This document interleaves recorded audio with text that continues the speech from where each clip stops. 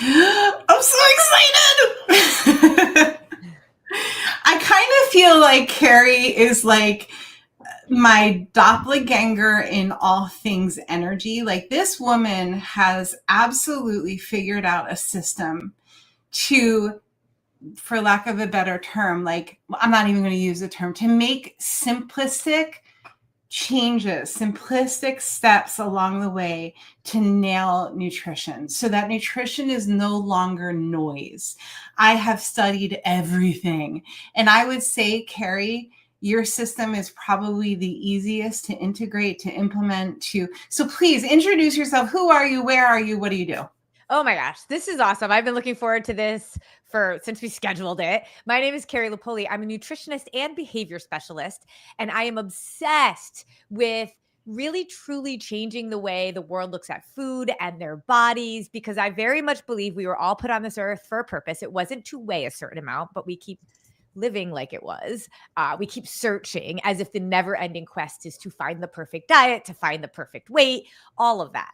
And I know that we were actually put on this earth for something much, much bigger. And in order to do that, we have to be the healthiest version of ourselves. I want us showing up for ourselves for the right reasons in the right way and ditching all of the noise. I love that you said noise that the diet industry and the weight loss industry has put in front of us. And for your audience and for the people that work with their own patients, this is a major factor in their success. And most people have no idea how to help them. What do you see? Where do you see practitioners challenged when it comes to nutrition? What do you see happening? So in my private practice, my number one clients are doctors and then nurses and then teachers. And I know that regardless of the field of medicine that people are in, there is no training in understanding the foundational needs and the foundational importance of what we're putting in our bodies. I love that you work with chiropractors because like my chiropractor is literally my lifeline. In fact, I had to reschedule my chiropractor appointment today, and he's like, I guess we'll have to see Monday. And I'm like, I was like, oh, but I know, like I talked to him and he was a Division I athlete. He works with people constantly that have pain, that have needs, that have inflammation, and he has no strategies to be able to help them. Right. And when I told him about what I do and how I took my private practice and the success from my private practice, and I actually brought it to practitioners to be able to implement in a super simple and sustainable way that also helps grow your own practice, he was like, okay, you have to tell me more. And so to me, it isn't a lack of, it's like, especially chiropractors are trained so incredibly. The first time I went, I was like, are you sure you're not going to break my neck? Right. And his confidence was like, Carrie, we're all set. I promise. We're not confident when we first start, Carrie. It takes about 200,000 adjustments. And then we're like, no worries. I've never. Okay. Well, he must be there because he sounds very confident, but I will say it doesn't happen. Let me just say for the record, we don't break necks, right? Exactly. Can we diverge and can you go into like, I want to hear the nitty gritty of what you do. What's the program? How do we implement it? I binged your content over a week. It was actually my birthday week of summer. I'm like, give me everything she's got. I grabbed all of this stuff and I don't have it sitting with me, but Carrie sent me, you guys, this book was like, it rocked my watch. She's getting it. And it takes like all of her strength to pull it off the shelf. This thing is legit, you guys. So Carrie sends me this and I'm flipping through it it's sitting on my dining room table and my family's like, enough, Mom. We know it's great. You're on day 3. Okay. You're on day 5. We don't need to hear about it. Tell us about PF3. Okay. So it really all started at my kitchen table with my kids when they were 5 and 6 years old. And I didn't have the pizza on pizza night because I had salad with dressing on the side because I was on a diet. I ordered from the pizza place, but I didn't eat the pizza. And my kids, one said to the other, why does Mom never eat the pizza? And my 6-year-old little girl said to her 5-year-old sister, because it has too many calories. And it was a huge moment for me to realize what am I doing here? I had an eating disorder in college, and I was a Division I athlete, but had zero confidence about my body or knowledge about what I should be doing. And so that just prompted me on a quest to truly understand what our bodies needed, because every single person I knew just said, eat less, move more. And it just was miserable. And if we didn't want our kids doing it, I just kept saying, why am I doing it? And I was an educator. I was a behavior specialist. And as a teacher myself, I was like, how is it that I am doing something that I would never teach my kids? And that just started me on this lifelong journey, really. Well, lifelong. I was 38 at the time. I'm now 50. And I started just digging into everything I could. And I realized that blood sugar stabilization, blood sugar balance is really, truly our body's love language. And what that means is that calories in versus calories out, restriction, eat less, move more, fasting, ketoing. Every time we restrict ourselves, we're actually, or putting ourselves at a deficit, we're actually harming our body more than we realize. We keep using weight as a measure of progress, when in all reality, people with cancer can lose weight. It doesn't mean they're healthy. And I just kept leading into, what does healthy mean? And blood sugar is the core foundation of all of our bodies. Literally, any symptoms that we have when it comes to cravings, hormonal balance, weight gain, stubborn weight loss, fatigue, everything is just basically your body saying, hey, my blood sugar's out of whack. And then it moves into metabolic dysfunction and then metabolic disease. 93% of Americans have metabolic dysfunction. And that's like high blood pressure, high cholesterol, inflammation, insulin resistance, into then PCOS, non-alcoholic fatty liver disease. And then we move into prediabetes, diabetes. It's a math equation. It will happen as we continue to go. And I realized that even stroke and cancer Alzheimer's can all be attributed to a dysregulated blood sugar, because a dysregulated blood sugar causes cellular dysfunction, and our bodies are made up of cells. Once I started learning that, it changed the way completely I ended up fueling my body so that it was balanced by blood sugar. And actually, a man named Mark McDonald, a celebrity nutritionist, figured this out more than 20 years ago. And so I started training with him to understand this at a deep level.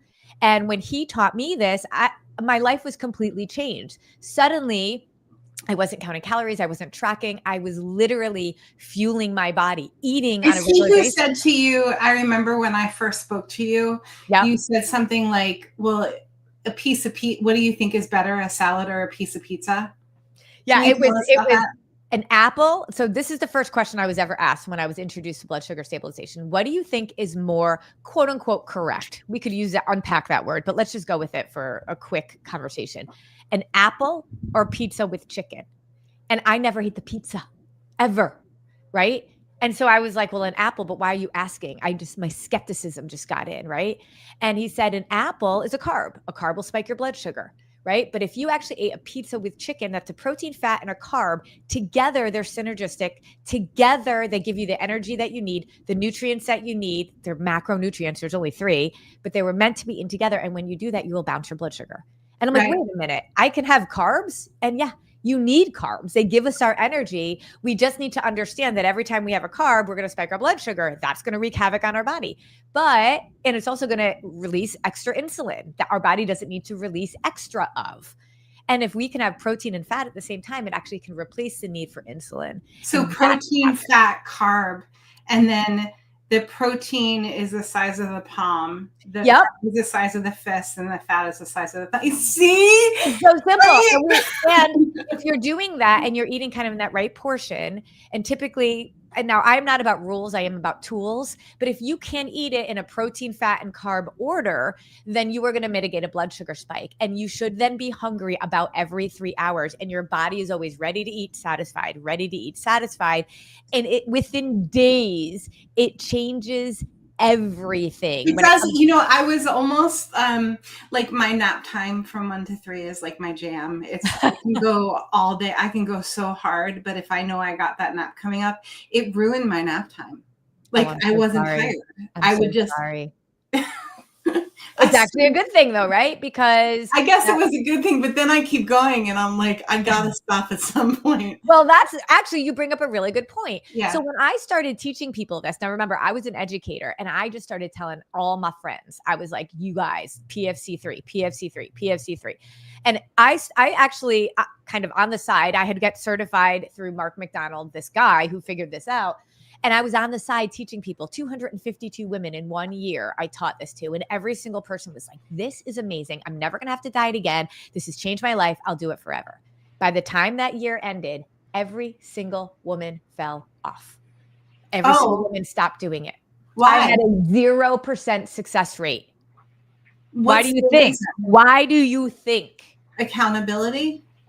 I think that there's some pieces around accountability, but and I think community matters, which is why I think what you do is so important because community helps. Mm-hmm. But this is really where me as a behavior specialist started tapping in. I was like, Carrie, my job is changing behaviors. That was my job for more than 20 years in schools all around the country, prisons all around the country, about changing behaviors. And so while I taught them something, I didn't actually change their behavior for the long term. I didn't put in behavioral science strategies. And what I know about changing behaviors is that it all starts with our belief systems.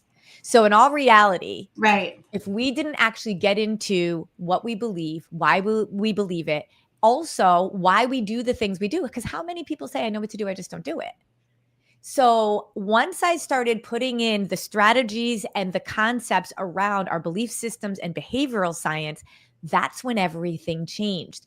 People started sticking with it. And I still have give me an example. Like what would that look like for the typical 40-year-old physical therapist or a naturopath or a chiropractor who's crazy busy, has 30 years under their belt, no pun intended, of whacked out thinking with food. What does a behavioral pattern change look like? So think about, first of all, if you are crazy busy, your belief system is, I am too busy to work out. Let's just say that. I am too busy. I've got too much to do. You will never, ever find the time. Your beliefs cannot, you cannot outperform your belief systems. And we have to actually start to recognize our beliefs. So I always say self-consciousness is a disease, but self-awareness is health. The first step is being aware of my thoughts and my beliefs. And what's crazy is that they are beliefs that have come about over years and years and years of experiences, so they feel very true. Mm-hmm. And that's what's very hard, to be able to unsee the truthiness, because it's not true, it's truthiness. And so there's a lot of things holding us back from believing we can do things. And what did you just say? You just said something about your truthing your belief system. Say it again. So our belief systems are all around our experience, and I call it truthiness. It feels very true. Like, for example, I am running a business. I have to do all the finances. I can't possibly eat 3 hours every 3 hours. There's no way I could do that. Well, if you don't do that and you don't follow the tenets of what your body really needs, you're not going to get what you say you want. It's like we make these agreements with ourselves about our limitations, and then we don't even see that they're agreements. The tapes are so deeply embedded. Talk to me about 1%. Okay, so that's where the big change happens, because in all reality, we get to this place of, oh my gosh, like I actually get people at their lowest, right? And they're like, if I just got the diabetes diagnosis, I just got this, I just got that. And that's when we decide we have to actually start to make a change. And very often the pain of changing is finally not as bad as the pain or the pain of staying the same. It's actually worse than the pain of changing, right? But what happens with our brain is, if you get motivated and you're like, I am going to go to the gym now at 5 o'clock every morning. I'm going to start eating PFC. I'm going to eat all clean food. I'm going to do morning time. I'm going to do all these things. Your brain, this is where behavioral science comes in, does not like new. New is unfamiliar. New is uncomfortable. And the minute your brain starts to see new, you're going to start to question all of the things that you did, and you won't even know you're doing it. So for example, you say you're going to start going to the gym. your brain, you may feel great. You're like getting up early, you're going to the gym, and you're like, oh my gosh, this is awesome. Your brain doesn't see it as awesome. Your brain sees it as different. And all of a sudden, if you're not self-aware, then your brain is going to be like, the gym is far. It would just be easier if I worked out at home. I'll just work out at home today. And then you don't. And then you miss the next day. Your brain starts to question the changes subconsciously. And the next thing you know, you're not going to the gym anymore. You've self-sabotaged yourself. And so when we don't understand behavioral science or the belief systems, then we get ourselves stuck in this self-sabotage.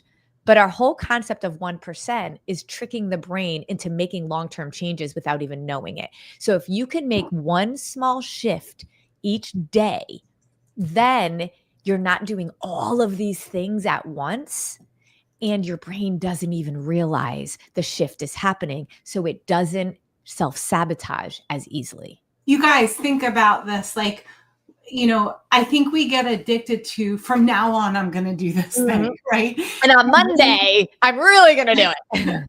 And of course, people like me, like I get this big fat book in the mail and I'm like, I'm going to read the whole thing tonight, right? Yep. Everything needs to be redone. My pantry needs to be reorganized because that's the merry-go-round that I've been on for how many years. And that's familiar. That's familiar. Right. The chaos is familiar. And if you're listening to this, when push comes to shove, if we zoom out, when push comes to shove, our purpose is to serve great care. It's to be clear, to step out of the way so that we can be a vehicle, so that we can help our people who come to us for care, so that they can go in turn help their communities and the world becomes better. That's our purpose. Yes. If my blood sugar is low and I'm reactive or shaky, or my head starts to hurt, or I get cranky, whatever. Yeah. Guess what, you guys? I'm not of service 100%. Maybe I'm at 83%. Maybe I'm at 25%. So whatever your shtick is, wherever you get stuck, if it's not nutrition, then put it in, place this where your stuck is. 1%, that concept, 1% better every single day. Everybody can do 1%, right, Carrie? Well, and we're doing it anyway, 1%, but we're either going in an incline or a decline. We're never staying the same. Even water, if it sits still, turns toxic. So we have to recognize that if we don't actually actively go in the 1% of an incline, we will default to the 1% decline. So you might be at 83% now, but if you don't actually really, truly turn things around 1% at a time, you will very quickly be at a 50%. And then it will just continue to get worse and worse. And that's where, when Mark McDonald, who's the first person to train me and to help me to see blood sugar as the beast that it was, the missing link that the diet industry will never tell you about unless they're giving you GLP-1, because that's what's in it for them. Right? Oh my God, right? Yeah. I mean, that's really what it is, right? And that's why I love chiropractors, because their first means of action is not to prescribe something. It is to always lean on the body's wisdom. Exactly. Always. So that being said, when I had been doing this in my private practice, what I say is I replaced the BS from the diet industry and replaced it with the BS we really need: our belief systems, behavioral science, and blood sugar. And so years later, I got back in touch with Mark McDonald. And by then I had a very thriving private practice. And he was like, how are you doing this? I've never seen anybody take the concepts. He's trained tens of thousands of health pros and put it into such a sustainable practice where people are literally continuously doing this lifestyle, because that was one of his big things. People were still treating it like a diet. And that's when we got together, and his whole thing was 1%. And my whole thing was education. As an educator, I really wanted people to learn so that they could truly become their own nutrition boss. And so one day I said to him, Mark, if we did 100 days, a little bits of learning with your 1% concept, think about that. What do you get? 100 days of 1%? You get 100%. And so that was originally going to be our book. And then we realized we need to make this into a program. But neither one of us really, I already had my private practice. He had kind of said, I'm done with working one-on-one with clients. And we said, we want to empower other health pros, fitness pros, professionals in this industry to be able to have a tool, a program, a support system to be able to then use for their clients and patients. Mm-hmm. And that's why we developed the 100 Days of 1%. And this looks like a really big book, and it is, but you're reading 2 pages a day, or you can do it online in the app or on the computer. And you guys, it's beautiful. Like it's so beautiful. The pages are colored and it's the perfect paper. And it's, Carrie, one day we're just going to have a conversation about the paper in your book. Okay. Because I have a good printer. And Mark was so funny because Mark and I are a really good team because he is like Mr. Hype Man and I am like Miss Practical Logistics. Like this has to look a certain way. It's beautiful. But now we work with practitioners to be able to help them become the so for our friends who are listening, who are in private practice, we have about 5 minutes left. Yep. What's their first step personally and further? You have a whole program for practitioners. Yeah. And so really that's our goal, is that we are going to change the way the world looks at food in their bodies. And we don't want to do it ourselves. I don't want to have to build, all this. I don't want to have to build funnel and go one person at a time to get them into our program.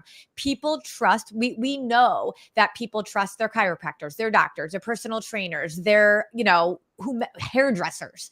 And if we can get to them to be able to support their clients, then we can be community-based, accountability-based, and we are doing something that we know will work for the long term. So the 100 Days of 1% is a standalone program. And a lot of people like Jody actually just decided I'm going to do the 100 Days of 1% for myself. And of course, Jody wanted to make sure and see how it was for, her practitioner, her doctors that she works with. But I also know that a lot of everybody could be using this. So that's one entry point, just getting into the program. But we also have an entire certification program for practitioners. One of our clients is going through it and she's just loving it. So she went through my private practice first, and now she's getting certified so that she really understands the nuances of it. And of course, as part of that certification, you have access to the full program. So by getting the certification, that allows you to dig deeper and you can decide if you want to support your clients themselves. But this is what's amazing. Like my chiropractor is like, I don't want to coach any of this. Like, or I don't want to I just want to refer people. And so there's 2 ways in which he does it. One is if you just want to refer people, you can be an affiliate. And that's what's beautiful. Like he has rat cards in his office and he basically tells everybody that comes through, you need to be doing this program. You need to be doing this program. People are so tired of like the next cleanse, the next, there are coaching groups that are $10,000 a year to be a bozo on the bus and be called babe. And like, there's so many, I know that program. There are so many things out there that just, everybody is doing the best that they know how to do, but there's just so much out there that just does, it's not personal. It's not grounded in fact. It's like a pump you up temporary Band-Aid. This is one of those things. What you do, and also what Janine Roth does. Janine Roth is one of my mentors in nutrition, where if I go to a diner, let's say, and I watch people who are naturally thin eat, they do things like they put their fork down between bites. Yeah. They don't finish the food on the plate. They usually eat their protein first. They take sips in between chewing. They chew their food. They stop to have conversations. They put their napkin on their lap. These are all of the things that some of us just were never taught those things. Some of us were like, get it in fast because it's going to disappear. And if you don't get it in, you're in trouble, right?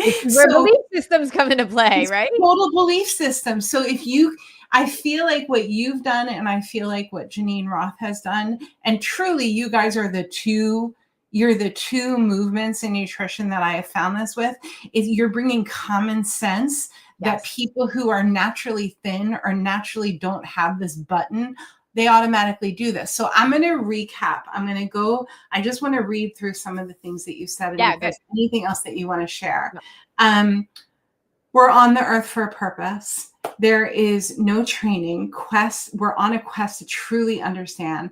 Blood sugar balance is our love language. Blood sugar is the core foundation of our body.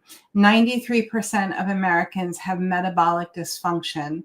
Tools, not rules.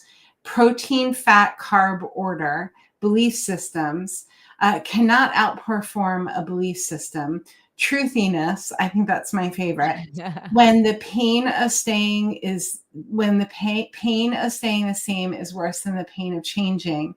1%, one small shift each day, either 1% incline or decline. Yeah. Anything else that you want to share? I just think it's like when we know better, we can do better. And the whole purpose of what I have decided to do with the rest of my life is to empower other people to be able to do more and learn more. And so that's really why I love that we've connected, because you have an entire network of people who I know need to know this for them all, for themselves, but knowing it isn't enough. Then being able to share this and maybe even support clients in this is the next step. And we this need is to where do that. you were just talking about purpose. And so we've developed an entire system wherever you are, if you want to just be focused on yourself, or you want to focus on knowing that eventually you want to be able to bring this to your client base or your patients, that this is the purpose of life, right? Is helping everybody to get better. And with a simple system that actually digs, and my website says more than nutrition, because this isn't just about nutrition. This is about becoming the healthiest version of yourselves so you can live a life of purpose. Yes, so good, Carrie. So good. Okay, so here's the question I ask all of my guests. If one of your practitioners that you work with was to knock on your door and say, you know what, I'm thinking about hiring Dr. Jody and her staffless practice team. It seems like they're doing good stuff. What would you say to them?